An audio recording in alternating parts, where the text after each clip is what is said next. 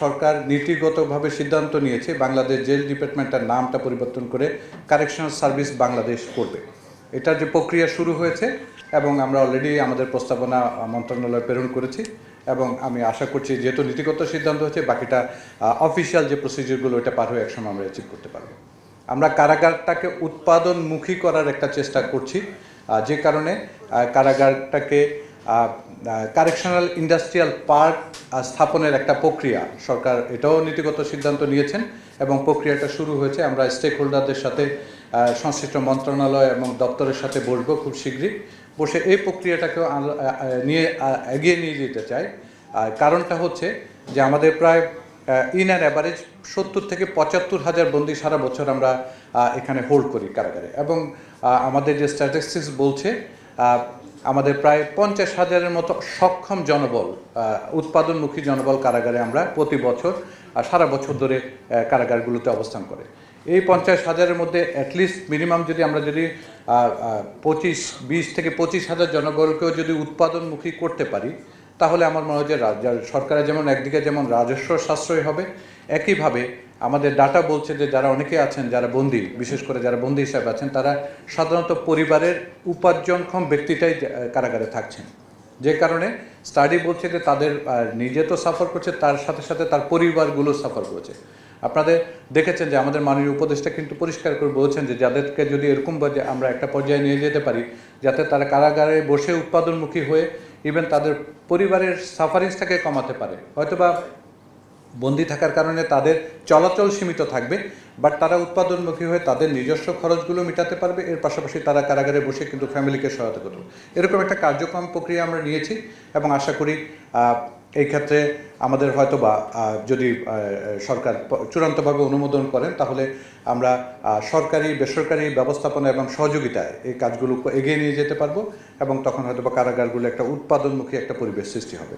দীর্ঘদিনের একটা প্রোটিন নিয়ে একটা সমস্যা ছিল, স্বল্পতা, যেটা আজকেই আমরা সংবাদটা পেয়েছি কিছুক্ষণ আগে সকালে যে সরকার এটা অনুমোদন করেছেন। বন্দীদের বর্তমান প্রোটিন থেকে স্কেলটা কিছুটা বাড়বে এবং আশা করছি যে কিছুটা যে প্রোটিনের যে একটা অধিক স্বল্পতা ছিল সেটা থেকেও আমরা মুক্ত পাবো। 5টা নতুন কারাগার আমরা ইতিমধ্যে চালু করার উদ্যোগ নিয়েছি, 6টা, এবং 2টো কারাগার চালু হয়েছে। আপনারা জানেন কেরানীগঞ্জে বিশেষ কারাগার এবং সিলেট 2, এবং বাকি আরও 4টা কারাগার খুব শীঘ্রই আমরা মেনটেন করে হয়তো বা পুরনো কারাগারগুলো নতুন করে চালু করার সরকার অনুমোদন দিয়েছেন, আমরা চালু করব। তাতে হয়তো বা কিছুটা বন্দির যে চাপ সেটা কমানো যাবে। এর পাশাপাশি আমরা যে বন্দি ব্যবস্থাপনায় আধুনিকরণের জন্য কিছু ডিজিটাল টেকনোলজির সহায়তা নিচ্ছি, তার মধ্যে অন্যতম হচ্ছে comprehensive jamming system, mobile tracker, body scanner, লাগ স্ক্যানার, তারপর আপনার বডি ক্যাম, যেটা হচ্ছে গুরুত্বপূর্ণ জায়গাগুলোতে যারা কাজ করছেন কারারক্ষীরা তাদের বডি ক্যাম দেওয়া হয়েছে। এছাড়া আমরা ভবিষ্যতে সাক্ষাৎ, টেলিফোনিং, পিসি ব্যবস্থাপনা এগুলোতে সবগুলোতে অটোমেশনের কাজ আমাদের পাইপলাইনে আছে এবং টেলিফোনটা অলরেডি চালু করেছি। সাক্ষাৎকারটা অনলাইন ভিত্তিক অ্যাপের মাধ্যমে যাতে ঝামেলামুক্ত থাকে এটা করতে পারি। জামিনের বিষয়টাকে আমরা সুনির্দিষ্ট একটা টাইম ফ্রেমের মধ্যে নিয়ে এসেছি। সো আমরা আশা করছি যে এর মাধ্যমে বন্দি ব্যবস্থাপনায় একটা আমরা বন্দীদের একটা সহায়ক পরিবেশ এবং যারা সেবা প্রত্যাশীদের একটা সহায়ক পরিবেশ আমরা এখানে নিয়ে আসতে পারবো। আমাদের কারারক্ষীদের ক্ষেত্রে এবং ডিপার্টমেন্টের উন্নয়ন ক্ষেত্রে যদি শর্ট আমি বলি, যেটা হচ্ছে যে দীর্ঘদিন ধরে আমাদের একটা নিয়োগের একটা জটিলতা ছিল, পদোন্নতির একটা জটিলতা ছিল। এটা আল্লাহর রহমতে গত 1 বছরে আমরা এটাকে সরিয়ে এই প্রতিবন্ধকতাগুলোকে সরাতে পেরেছি এবং সকল স্তরে। আপনারা যদি দেখেন আজকে আমাদের ডিপার্টমেন্ট থেকে এডিশনাল আইজি হয়েছেন, জেল সুপারের প্রায় 14 বছর 13 বছর যে জট ছিল সেটাকে রিমুভ করতে পেরেছি। জেলারের প্রবলেমটাকে আমরা খুব শীঘ্রই ইনশাল্লাহ শেষ করতে পারবো। নিচের দিকে ডাউন দ্য চেন সহকারী প্রধানরক্ষী থেকে শুরু করে উপরে সকল পদে কিন্তু পদোন্নতির ব্যবস্থা করা হয়েছে এবং সব মিলিয়ে আমার হিসাব বলছে প্রায় 1600 লোক কিন্তু ইন টোটাল গত 1 বছর আমরা পদোন্নতির জন্য পাইপলাইনে নিয়ে আসছি। বেশ কিছু অর্ধেকের মতো অলরেডি ম্যাটেরিয়ালাইজ করতে পেরেছি, বাকিগুলো ইনশাল্লাহ ম্যাটেরিয়ালাইজ করতে পারবো। আমরা আমাদের ডিপার্টমেন্টের কারারক্ষীদের বিভিন্ন সুযোগ সুবিধা নিয়ে কাজ করছি। অর্গানাইজেশনাল ক্যাপাসিটির মধ্যে যেগুলো ছিল আমাদের মধ্যে সেগুলো আমরা অ্যাড্রেস করেছি। বাকিগুলো সরকারের বিবেচনাধীন আছে এবং আমি আশা করছি যে খুব শীঘ্রই সরকার এগুলোকে অনুমোদন দান করবে। আমাদের নিয়োগ বিধি নিয়ে একটা দীর্ঘ সমস্যা ছিল, যেটা আমরা ড্রাফট অলরেডি মন্ত্রণালয়ে জমা দিয়েছি অনুমোদনের জন্য, পর্যালোচনা চলছে। এটা হলেও আমাদের অর্গানাইজেশনাল যে প্রবলেমগুলো ছিল অনেকগুলো আমরা দূরীভূত করতে পারবো। পদায়ন বদলির ক্ষেত্রে আমাদের একটা বড় প্রবলেম ছিল, আপনারা জানেন যে অভিযোগ ছিল অনেক, যে পোস্টিং বাণিজ্য বলেন, পদায়ন বাণিজ্য বলেন, এগুলো নিয়ে গুরুত্বপূর্ণ এবং যেগুলো যে পদগুলো অত্যন্ত গুরুত্বপূর্ণ এই পদগুলোতে পদায়নের ক্ষেত্রে। তো আমরা এটাকে আমার দৃষ্টিতে আমরা এই আর্থিক লেনদেন ব্যতীত মেধা এবং যোগ্যতার ভিত্তিতে কিন্তু পদায়নের কাজ করেছি এবং এটা চলমান রয়েছে। কারারক্ষীদের ক্ষেত্রেও আমরা সুনির্দিষ্টভাবে এটা কাজ করেছি যাতে কোনো রকমের আর্থিক লেনদেন ব্যতীত পোস্টিংগুলো নিশ্চিত করা যায়। আমরা কাজ করছি, আমরা মনে করছি, আশা করছি যে আমরা বেশ সাফল্য লাভ করছি।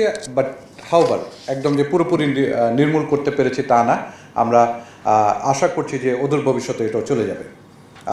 আমাদের নিয়োগের ক্ষেত্রে বড় অভিযোগ ছিল যে নিয়োগ বাণিজ্য।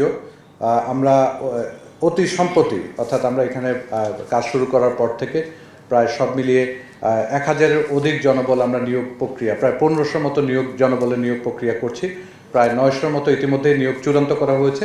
আমি নিয়োগ বোর্ডের চেয়ারম্যান, এখানে যে প্রেসিডেন্ট আছেন উনি আমার সাথে আছেন, রিশাল আজি মোস্তফা, উনি হয়তো আপনাদের সাথে শেয়ার করবেন যে কীভাবে নিয়োগ প্রক্রিয়াটা সম্পন্ন হয়েছে এবং কীভাবে আমরা শতভাগ, আমি বিশ্বাস করি যে আমরা শতভাগ সুষ্ঠুভাবে এটা করতে পেরেছি। এবং যে কারণে আমাদের মন্ত্রণালয় এবং তারা এটাকে মডেল নিয়োগ হিসাবে পরিগণিত করছে। আমরা এখানে টেকনোলজি ব্যবহার করেছি, এখানে ভুয়া পরীক্ষার্থী আইডেন্টিফিকেশনের চেষ্টা করেছি এবং কোনো রকমের আমি আপনাকে দৃঢ়চিত্তে বলতে পারি যে মন্ত্রণালয়ের সহযোগিতায়, আমাদের উপদেষ্টার নির্দেশনায় আমরা শতভাগ সুষ্ঠু, অর্থাৎ কোনো রকমের স্বজনপ্রীতি, কোনো রকমের আর্থিক লেনদেন ব্যতীত নিয়োগটা সম্পন্ন করতে পেরেছি।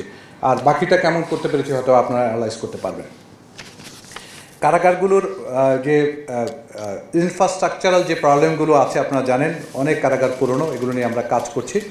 এবং সবচেয়ে আমাদের কাছে যেটা সবচেয়ে গুরুত্বপূর্ণ এই মুহূর্তে মনে হচ্ছে, ক্যাপাসিটি বাড়ানোর পাশাপাশি আমাদের চিকিৎসা সংক্রান্ত একটা বড় সমস্যা আছে আপনারা জানেন, যেটা আসলে আমাদের ডক্টর স্বল্পতা এবং অ্যাম্বুলেন্স। এবং সুনির্দিষ্টভাবে যদি বলি, কারা ডিপার্টমেন্টে কোনো বন্দীদের এবং কারারক্ষীদের ট্রিটমেন্টের জন্য কোনো একদম নিজস্ব কোনো হাসপাতাল না থাকার কারণে আমরা কিন্তু বেশ স্ট্রাগল করছি। ক্ষেত্রে আমরা একটু উদ্যোগ নিয়েছি, সেন্ট্রাল কারা হসপিটাল যেটা নারায়ণগঞ্জে হবে, সরকারের বিবেচনাধীন আছে। আমি আশা করছি অদূর ভবিষ্যতে সরকার এটা অনুমোদন করবেন এবং করলে হয়তো বা ভবিষ্যতে আমরা স্পেশালাইজড হসপিটাল হিসাবে নারায়ণগঞ্জের সারা দেশে যে ক্রিটিক্যাল বন্দীরা আছে তাদেরকেও ট্রিট করতে পারবো। এর পাশাপাশি আমরা হয়তো বা আমাদের কারারক্ষীদেরকেও এখানে চিকিৎসা সহায়তা দিতে পারবো।